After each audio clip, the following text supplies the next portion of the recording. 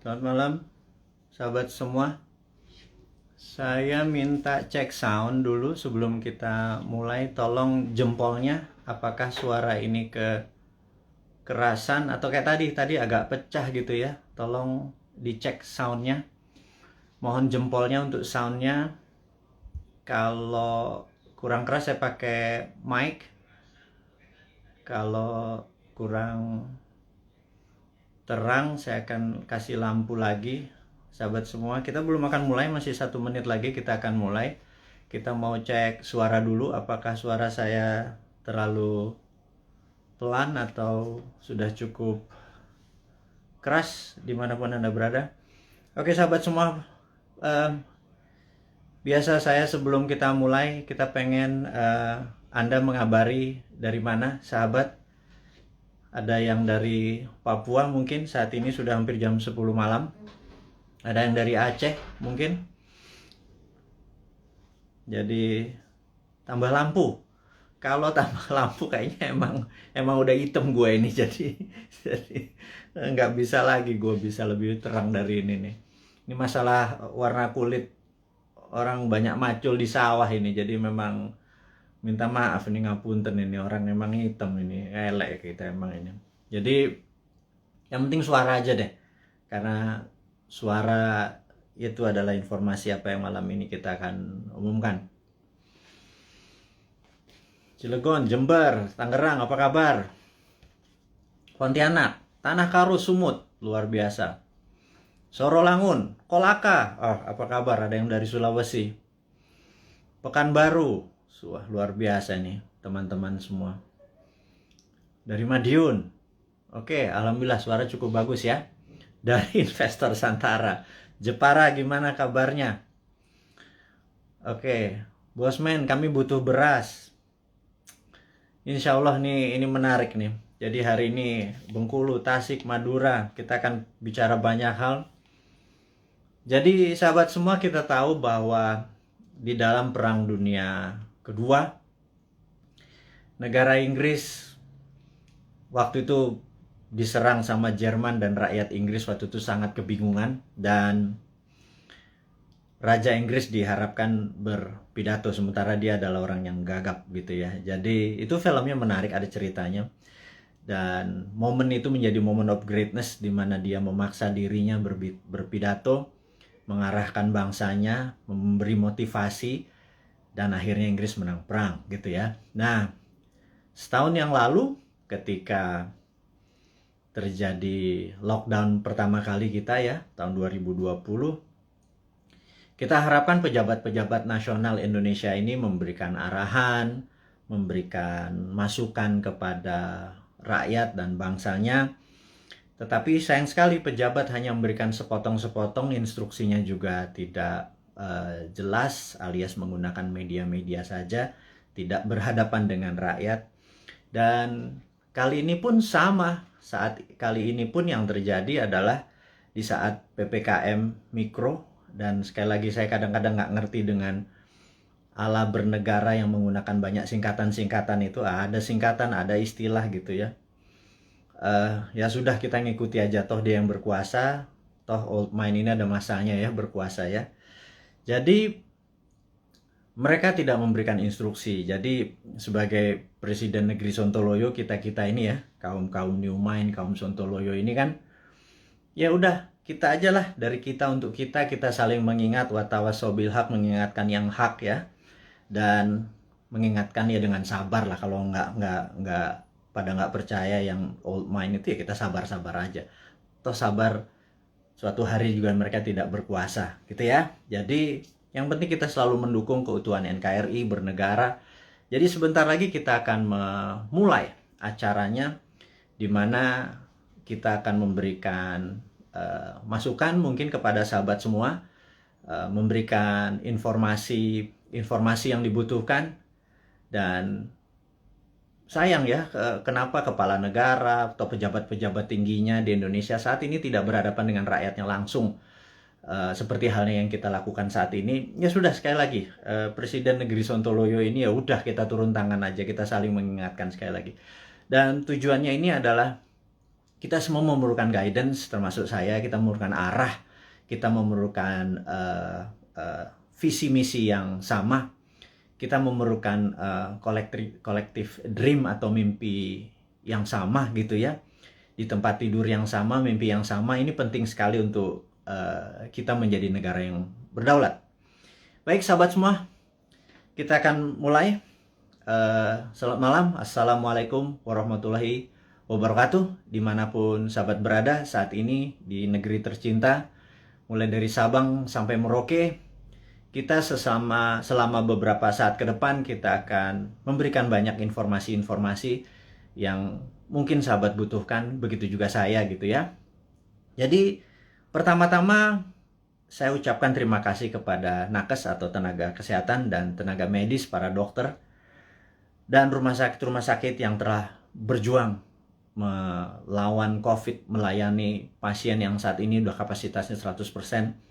Dan siapapun yang saat ini terpapar dan lagi isolasi mandiri, semoga kesehatan dan kesembuhan dapat segera didapati, sehingga imunitas tubuh kita terhadap virus menjadi sangat kuat. Dan sekali lagi, waktu kita terpapar COVID itu bukan death sentence atau hukuman mati. Itu adalah perjuangan. Dan sekali lagi, terima kasih kepada tenaga kesehatan, tenaga medis, rumah sakit. Anda pejuang terdepan. Anda adalah pejuang-pejuang yang membawa bambu runcing yang mengalahkan penjajah itu. Dan saya dari hati yang dalam dan kita kaum New Mind mengucapkan selamat dan terima kasih berkali-kali. Terus semangat, terus semangat. Kami bisa apa? Kami hanya bisa menerapkan protokol kesehatan di manapun kami berada, dan kami mengurangi kegiatan berjumpa dengan banyak orang. Kami taat dan kita harap hal ini semua bisa terlewati. Kita tahu bahwa saat ini pemerintah lagi berjuang dengan gayanya dan semua negara juga berjuang dengan gaya masing-masing, tapi ada yang sudah lewat. Ada yang seperti kalau kita nonton Euro Cup kemarin gitu ya, agak sebel juga gitu ya, dimana mereka udah nggak pakai masker, mereka menang bukan sekedar menang dari COVID, tapi juga bola itu menjadi perayaan pelampiasan rasa suka yang setelah 1,5 tahun mungkin semuanya lockdown, dan kita masih berada di rumah dengan PPKM-nya gitu ya. Lebaran 2020 kita taat pada pemerintah untuk tidak pulang kampung. Kemudian lebaran haji pun kita tidak sholat id di publik. Mendadak tahun 2021, entah bagaimana, kita juga nggak pulang kampung. Saya juga rindu sekali sama ibu saya, keluarga saya di kampung yang nggak bisa ketemu. Dan kita taat. Kemudian lebaran haji ini pun kita nggak bisa keluar lagi. Dalam hati kita cuman berkata, kalau sampai tahun depan lebaran masih kita nggak bisa pulang kampung, dan lebaran haji tahun depan kita tidak bisa berhaji, saya rasa ada masalah dengan bernegara kali ini. Udah kalian itu tidak menghadapi rakyat dengan langsung mengatakan apa yang terjadi. Sudah kita tidak boleh berhaji. Dan ada yang mengatakan nggak boleh berhaji masalah COVID. Rasanya enggak. Banyak yang mengatakan ini jangan-jangan masalah politik.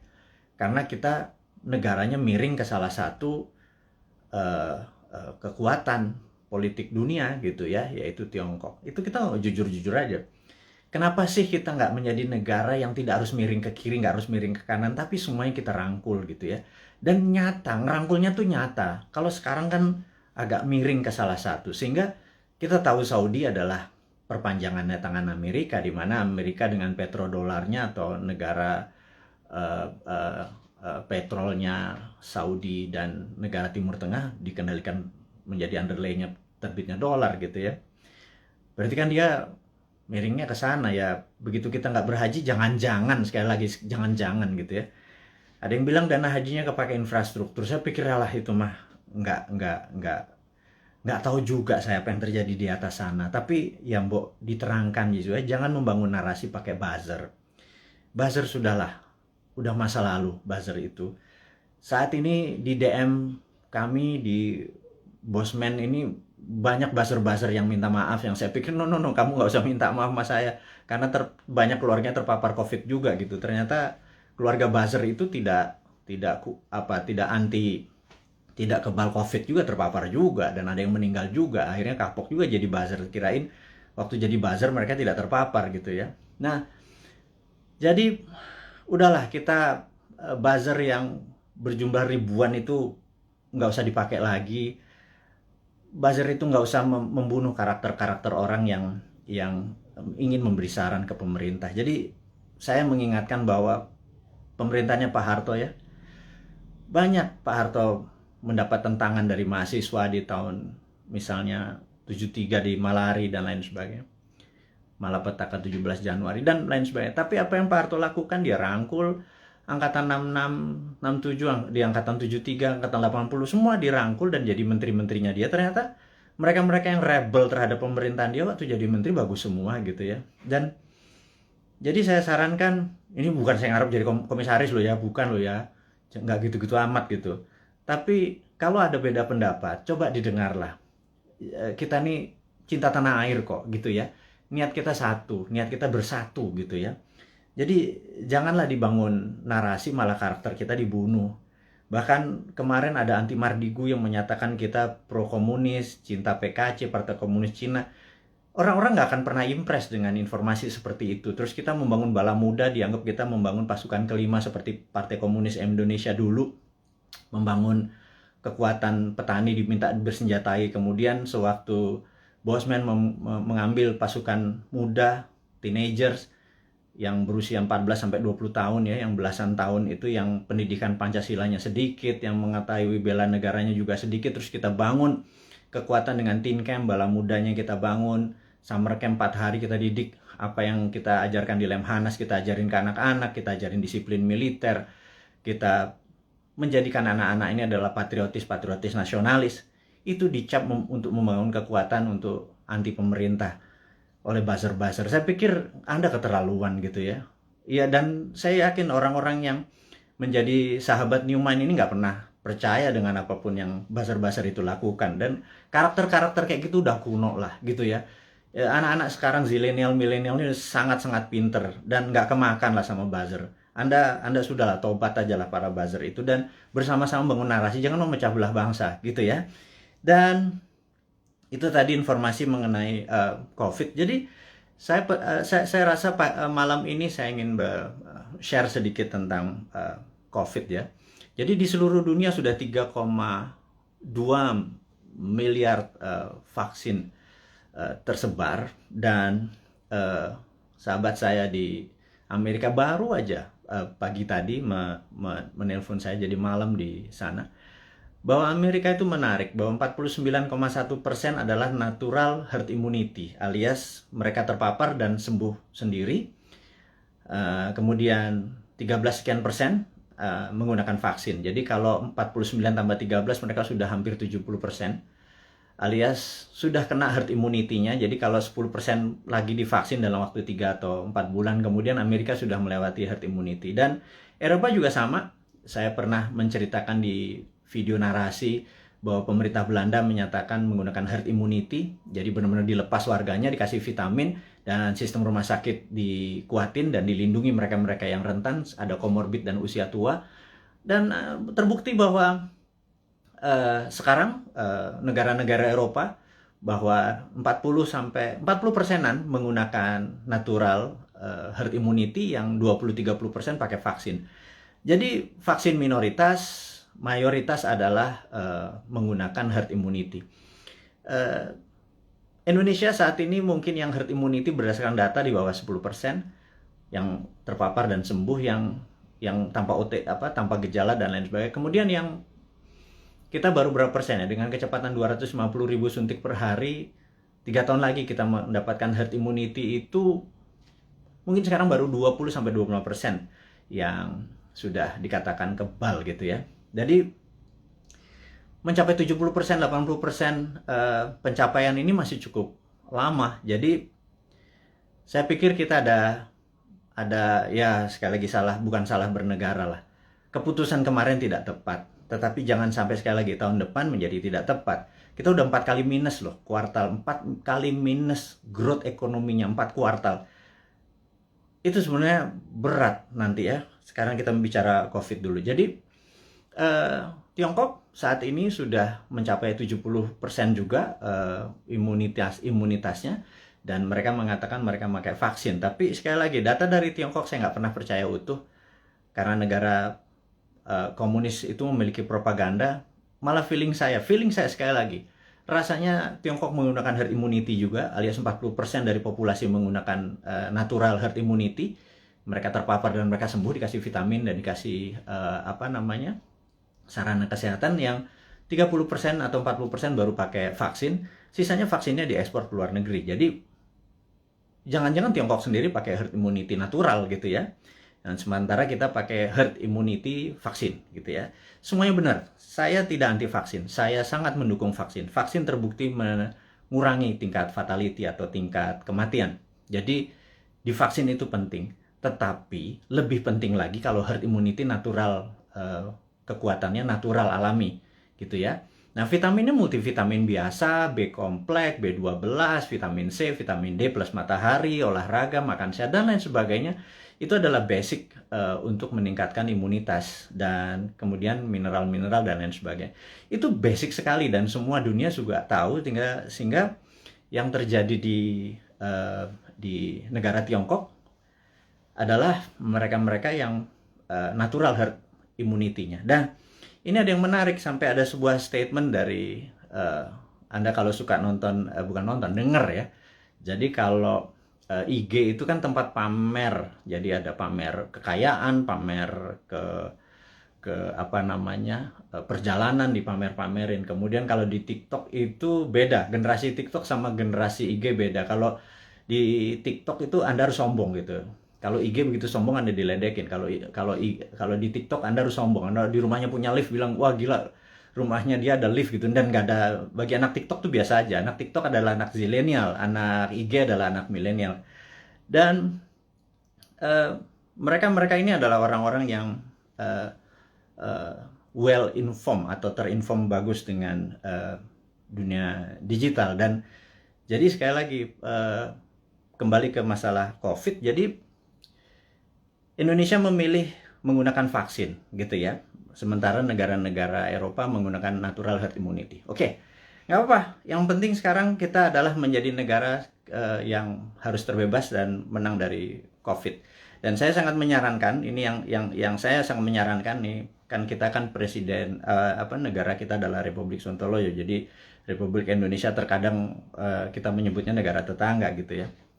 Jadi kita mengingatkan kepada pejabat saat ini, mbok jangan pakai apa-apa import gitu ya. Satu, masalah COVID ini adalah masalah import gitu ya, dari luar. Kemudian PCR dan antigennya import. Kemudian alat-alat kesehatannya import. Kemudian masker dan protection, disinfektan segala macam, mayoritas tuh import gitu ya. Kalau ada gelombang ketiga lagi, mudah-mudahan jangan. Masa kita impor terus ya, flight capital, ya miskin lah bernegara ini.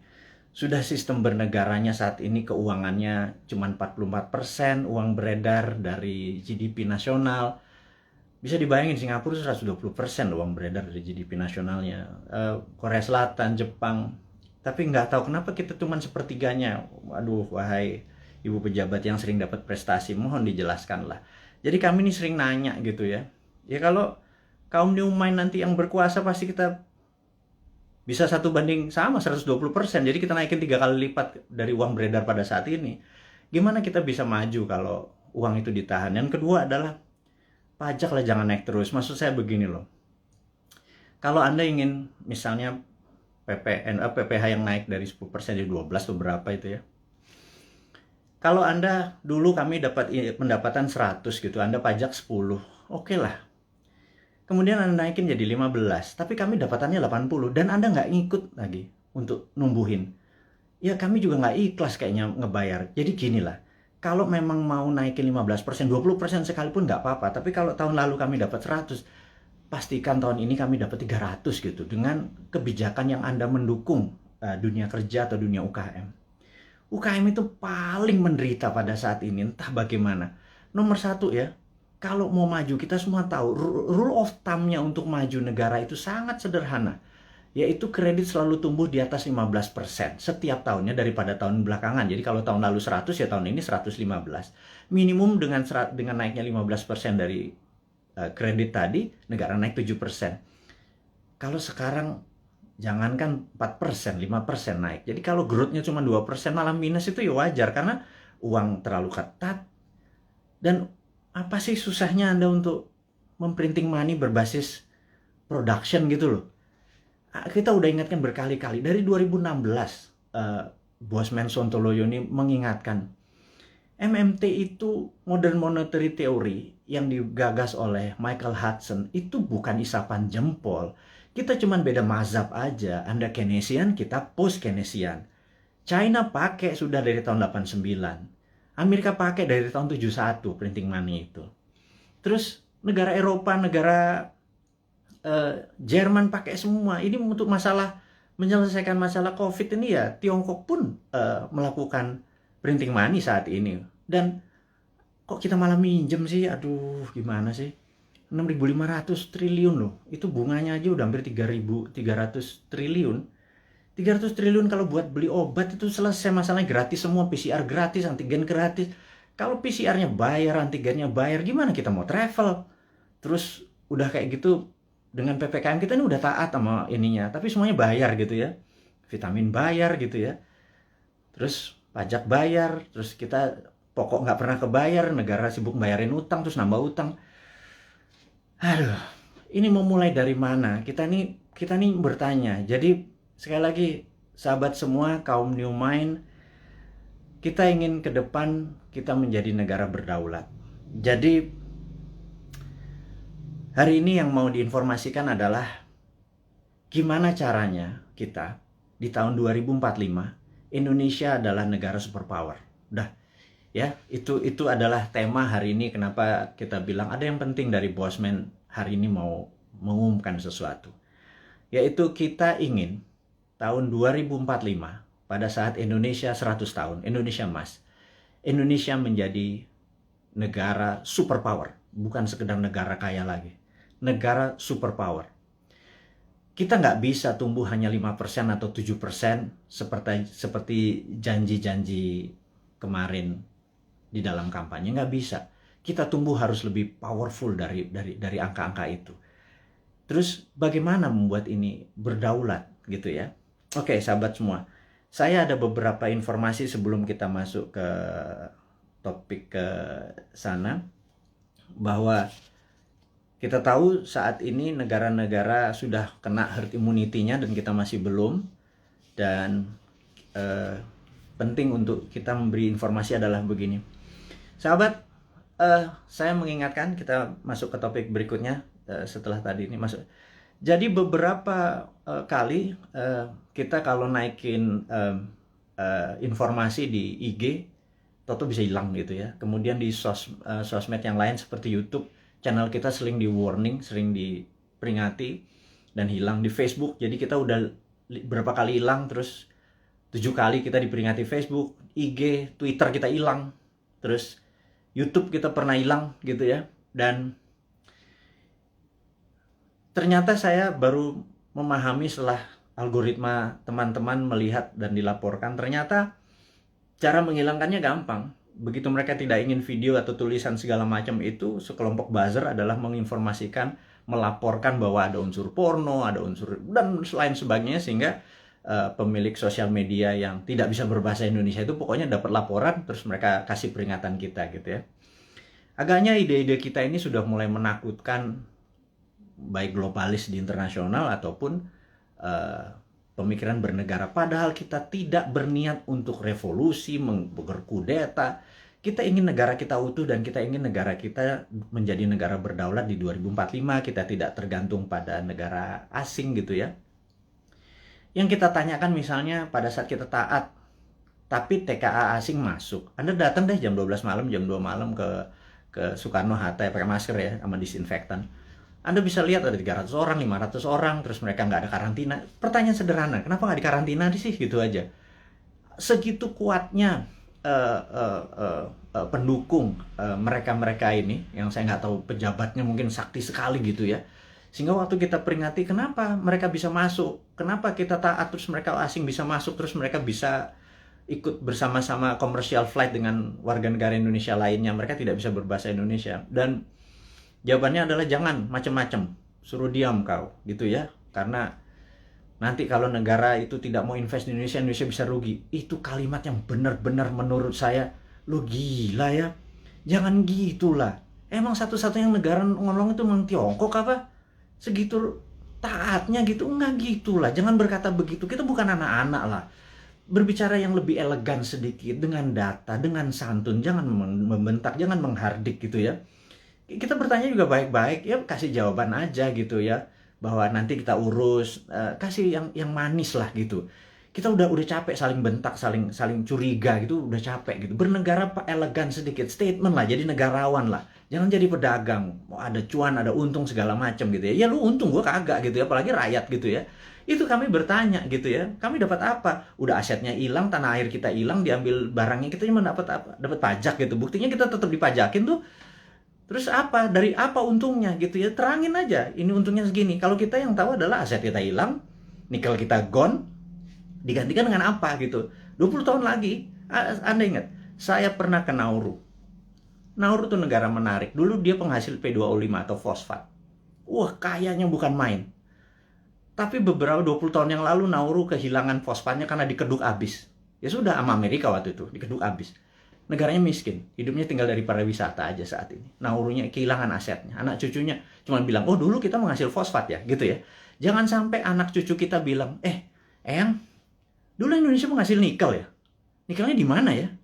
Tahu, kita dapat apa waktu nikel itu dijual? Nggak dapat apa-apa, kita dapat virus, gitu ya. Hal itu kan susah kalau kita dijawab sama cucu cicit kita bertanya hal-hal seperti begitu gitu. Jadi kita tanya balik, kalau memang hanya didapat nikel itu kalau bisa atau produk-produk alam itu sumber daya alam. Kalau kita percaya MMT, Modern Monetary Theory, maka sumber daya alam itu bukan sebagai alat komoditi atau alat dagang, tetapi sebagai alat tawar. Jadi keuntungannya itu bukan hanya dari jualan, tetapi ada benefit lagi. Jadi di atas financial benefit, sekali lagi, di atas Anda para pejabat sekarang tuh apa-apa kan financial benefit. Kita dapat untung, dapat untung. Selalu untung dan cuan gitu ya. Cara bernegara segitu kesannya kayak anak TK gitu ya. Karena kalau cara bernegara di atas keuntungan materi, itu ada namanya humanitarian benefit, keuntungan atas nama kemanusiaan. Terus ada namanya nasionalis, keuntungan untuk negara gitu ya. Bukan hanya keuntungan sekedar dari pajak, dari dagang, dari selisih jual beli gitu ya. Tapi humanitarian, atas kemanusiaannya. Anak cucu kita masih benefit gitu ya. Nah, kalau kita pakai SWF, Sovereign Wealth Fund, itu asetnya masih di situ. Nikel kita masih di situ. Nah, kita mendapatkan funding dari situ untuk membangun sektor yang lain. Jadi, dana yang masuk itu untuk membangun apa? Kok kita masih ngutang? Saya bingung sekali, BUMN rugi, kita masih ngutang, aset kita hilang. Kami hanya bertanya loh ya, ini bukan ngomong terus yang dihardik lagi gitu ya. Ini hanya bertanya. Kami ini gelisah, Pak. Kami ini ingin menjadi negara berdaulat. Dan kami ingin terbukalah. Karena itu, karena kalian tidak berbicara selama PPKM ini, ya sudahlah.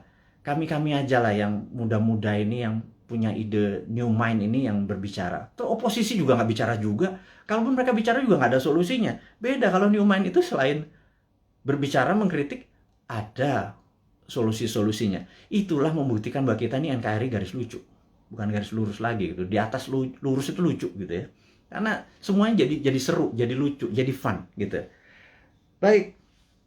Jadi mengingat video-video kita, informasi-informasi kita tuh sering ada caranya untuk tidak bisa beredar gitu ya. Jadi toto di atas 21 tahun sehingga untuk video ini ditonton harus masukin password, harus masukin identitas yang lain sehingga tidak beredar kenceng. Jadi gini deh, sahabat semua, saya dengan ini menyatakan Anda boleh upload seluruh video Bosman. Masuk ke video Anda, masuk ke YouTube channel Anda, masuk ke sosial media Anda. Kalau Anda dapat AdSense, dapat uang dari iklan yang masuk, ambillah semua itu untuk Anda. Saya tahu ada sekarang ini udah puluhan saat ini yang menggunakan video-video Bosman masuk ke video mereka. Nggak masalah. Jadi bukannya kita bilang, lu pakai nama gue, pakai produk gue. Nggak ada. Karena di sini bukan uang yang kita harapkan dari kepentingan-kepentingan video-video tadi. Video tadi adalah untuk kesadaran bernegara. Jadi saat ini video Bosman hanya ditonton 1 juta viewer per hari. Dengan Anda, sahabat semua, ada 9.000 saat ini. Kalau Anda share atau upload satu aja, apalagi semuanya ya, ada 600, sudah hampir 600 itu. Dan Anda dapat financial benefit. Saya tahu, banyak sekali ada yang pernah lapor ke saya, terima kasih Pak, saya dapat 17 juta komisi fee dari AdSense YouTube bulan ini dari video-video Bapak. Saya bilang, ambil lah, saya bilang kayak gitu.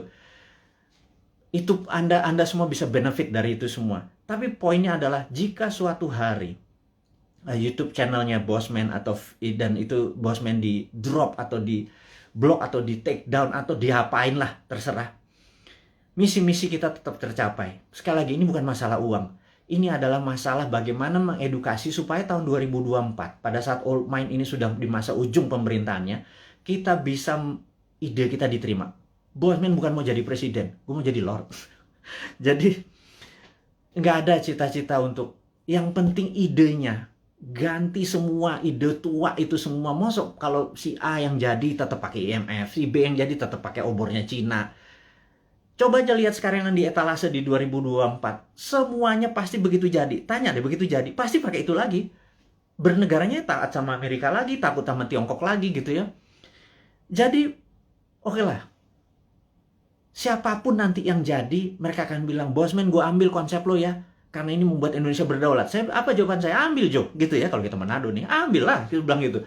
Nggak masalah, karena ide kita, yang penting ide kita diterima. Nomor 1 kan MMT, Modern Monetary Theory, itu adalah printing money. Jadi pasti Bappenas kita adalah orang-orang yang mendesain bernegara ini 12 lapis. Nah, sahabat semua, apa itu desain 12 lapis? Jadi misalnya kita mau buat benang atau baju gitu ya, baju kita kainnya dari mana, benangnya dari mana, mau pakai polyester, mau pakai katun, 100% kapas. Terus kancingnya dari mana, mau pakai resleting dari mana, ada yang pakai batok, ada yang pakai plastik, ada yang segala macam itu kita bukan sekedar ini. Dan itu semua kita biayai, 12 level itu kita biayai, nanti distribusinya kemana, pakai jalanan apa, mobilnya apa, semua akan kita gunakan produk-produk lokal. Dan itu pakai printing money. Jadi printing money itu tidak bisa jalan sebelum project itu dihitung cost accountingnya, ya. Jadi John Bollard ini punya tulisan menarik, namanya Economic at War. Itu bukunya. Saya ini penggila buku, jadi hari ini kita baca tentang Economic at War. Jadi di tahun 45, pada saat sebelum perang, di tahun 36 sampai 39, pada saat Amerika dan sekutu Amerika, terutama Amerika dulu belum powerful sekali, jadi negara-negara Eropa itu minta Amerika masuk. Terus apa yang dilakukan adalah mereka minta John Maynard Keynes, ada banyak sekali ilmuwan-ilmuwan, tokoh-tokoh ekonom di masa itu disuruh menghitung cost accounting. Berapa kilogram, berapa ton besi dibutuhkan, ferro, berapa untuk buat amunisi, untuk buat baju, untuk buat makan, itu dihitung cost accountingnya, untuk buat pesawat, buat tank, buat mobil, buat dan lain sebagainya, dihitung cost accounting. Berapa modalnya, terus dari mana barangnya dirinci. Syaratnya sederhana. Churchill waktu itu sangat sederhana. FDR juga, Franklin Delano Roosevelt juga perintahnya sama. Ini dua Inggris sama Amerika memang kompak banget. Mereka cuma bilang, berapa biayanya untuk kami menang perang? Perang itu ada perang sama Jepang dan perang sama Jerman gitu ya. Mereka menghitung totalnya sekian billion dolar. Itu angka dari langit, billion dolar. Begitu mereka printing money, udah. Underlay-nya adalah alat-alat perang tadi gitu ya. Ada inflasi? Nggak ada gitu ya. Makanya saya bilang printing money kok ada inflasi. Saya bilang, lu sekolah di mana sih? Segitu takutnya sama printing money gitu ya. Printing money itu ditakuti kalau tidak ada production yang dibuat gitu ya. Tapi kalau, nah, bukunya baca, namanya The Economic at War. Jadi The Economist at War. Jadi orang-orang memenangkan perang tuh ekonom yang memenangkannya gitu ya. Nah, jadi sama, kita nanti akan sama juga. Kita akan membuat menghitung cost accountingnya, kemudian kita akan printing money, dan UKM kita langsung jalan, karena kita mau tahun 2024 itu kita menjadi negara berdaulat gitu ya. 2000 2045 kita akan menjadi, dan mulainya dari 2024 karena sekarang kayaknya udah nggak kasihan sekarang ngurusin COVID, terus ngurusin apa Tiongkok ya udahlah, itu mereka terlalu repot dengan urusan gitu. Nggak mungkin lah bisa menjadi negara berdaulat. Kita cuma ngingetin sekali lagi. Jadi kita harapkan konsep kita ini diterima oleh siapapun yang nanti mau running 2024, konsep kita ini. Jadi kalau Anda bayangin ber-9.000 kita upload masuk, Anda buat, kalau nggak punya YouTube channel, Anda buat YouTube channel. YouTube channel Anda sendiri, Anda tinggal ambil tulis kita, terus kasih judul-judul yang jangan terlalu negatif atau terlalu clickbait gitu ya. Kasih yang educate, kasih yang fun, kasih yang lucu dan lain sebagainya.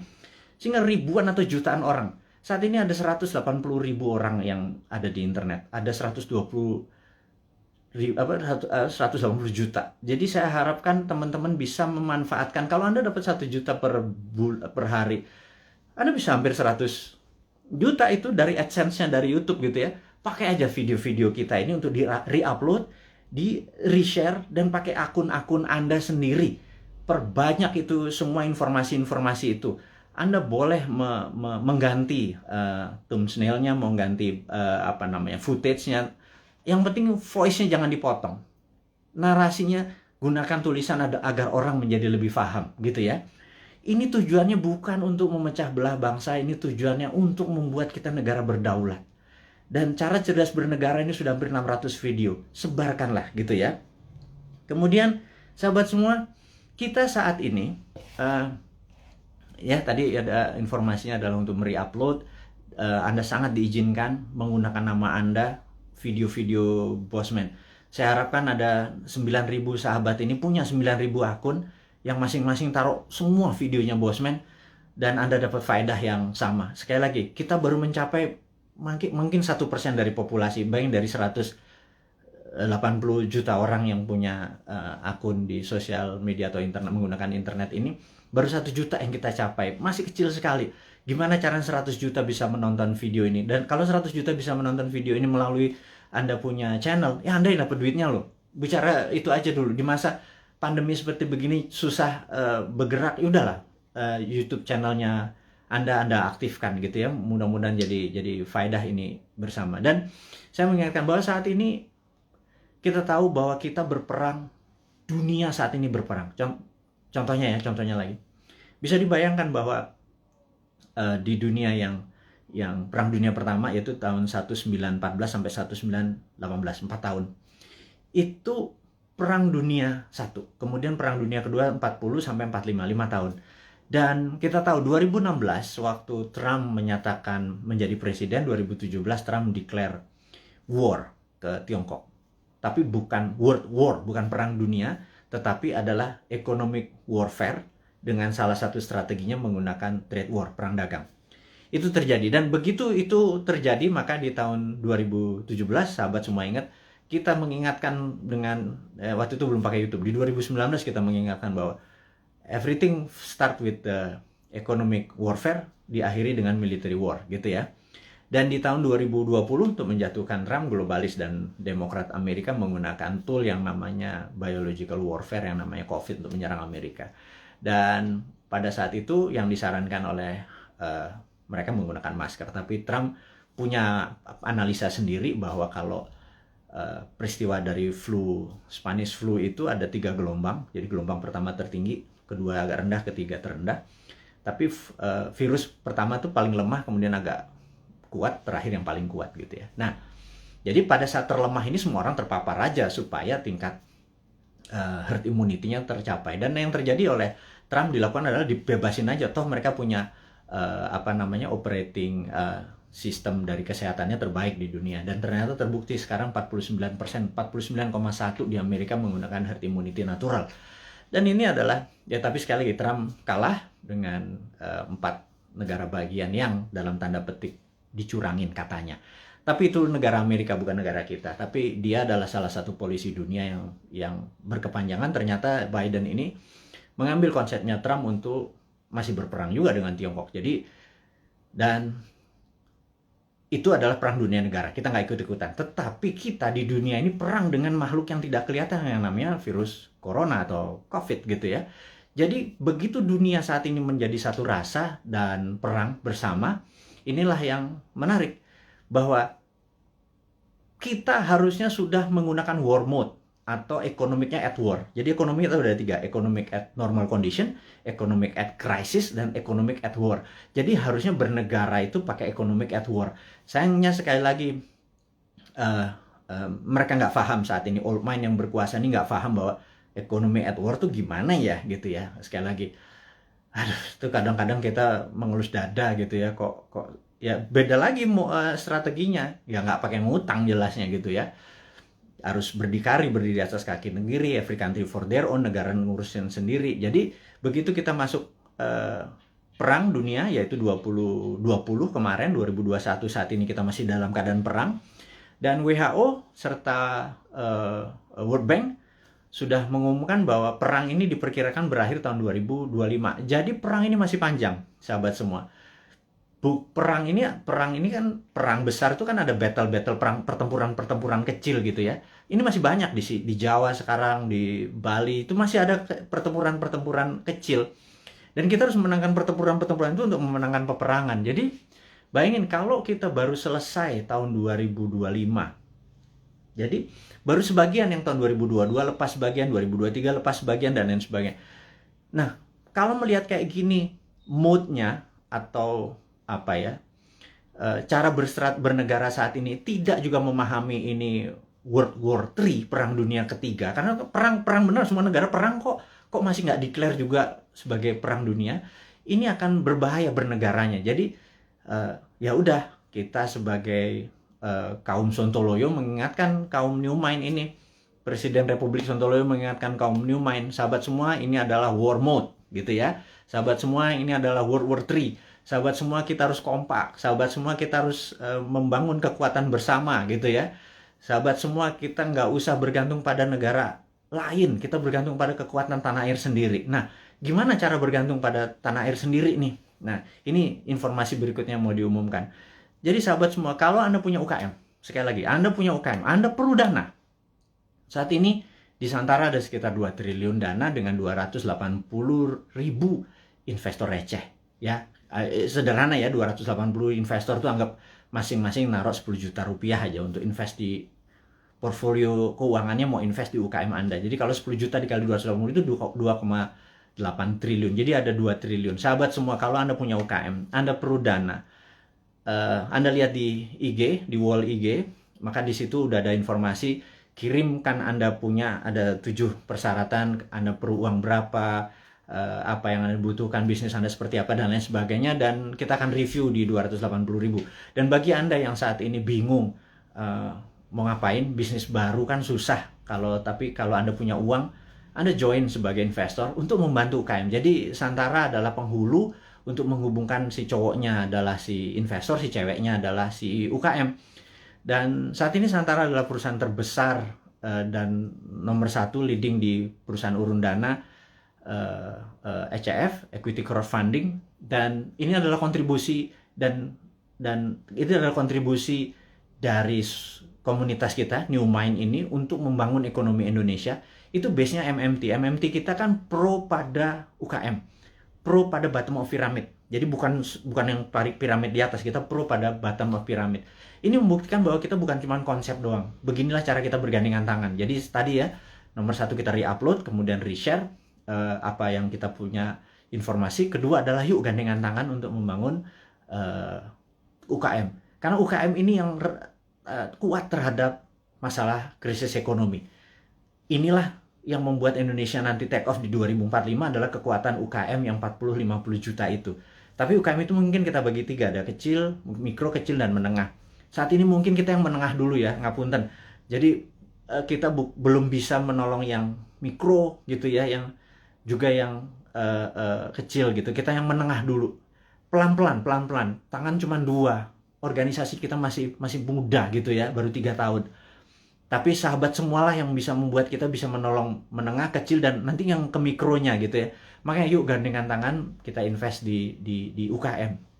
Nah, kemudian ada lagi yang kami mau umumkan sekali lagi, teman-teman, bagi mereka yang saat ini ada kondisinya kita tahu nggak stabil ke depannya, tidak ada yang terbaik daripada uang Anda ditaruh di gold atau di emas gitu ya. Jadi daripada, dan emas itu kalau pakai fisik kan bisa bermasalah. Sebentar lagi Dinaran akan menerbitkan ATM Gold. Jadi Anda bisa buka rekening, beli emasnya. Anda bisa ambil kapan saja karena ATM Gold ini kita akan ada di kantor kita, kemudian akan ada di semua mall di Jakarta dulu, dan habis itu nanti ada di semua lokasi. Kita ingin lakukan itu segera. Jadi ini semua adalah untuk bakti kita, gimana caranya kita bergandengan tangan ke depan untuk menjadi negara yang powerful. Sahabat semua, sekali lagi saya mau mereview apa yang kita dapat hari ini adalah negara dalam keadaan perang, dunia dalam keadaan perang. Saya sarankan Anda untuk melakukan hal yang sangat penting yang namanya survival mode. Anda harus survive, Anda harus sehat, Anda harus semangat, Anda terus bersatu, Anda terus berjuang mengalahkan masalah ekonomi, masalah kesehatan. Kita bergandengan tangan, kurangi gerak.